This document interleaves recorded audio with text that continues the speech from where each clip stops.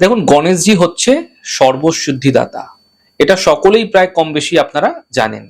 কিন্তু গণেশজির ভুঁড়ি মানেই পেটই হচ্ছে তার সর্বসুখ প্রাপ্তির জায়গা, শান্তির জায়গা।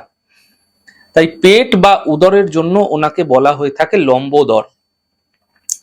শব্দটি ব্যাখ্যা করলে পাওয়া যায় লম্বা উদর, মানে যার মানে হচ্ছে বিস্তৃত, বা ওনার পেটটা সাগরের মতো কিন্তু বিস্তৃত। তাই সাগর যেমন সমস্ত জিনিসকে নিজের গর্ভে সহজেই ধারণ করে নেয়, তেমনি উনিও কিন্তু সকলের সমস্ত দুঃখ নিজের পেটের মধ্যে ধারণ করেন।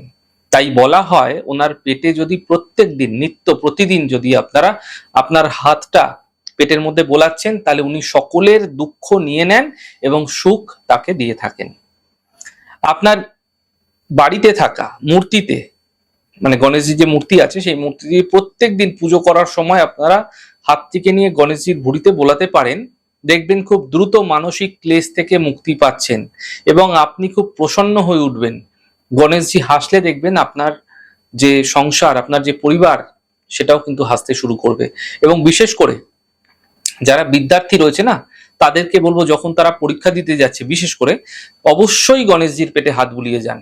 এবং তারা তার সঙ্গে যদি একটা ছোট্ট মন্ত্র, ওম বক্রতুণ্ডায় হুম, এই ছোট্ট মন্ত্রের জপ যদি তারা করে যেতে পারে, ভীষণ মানসিক পেতে তারা দেখতে পাবে।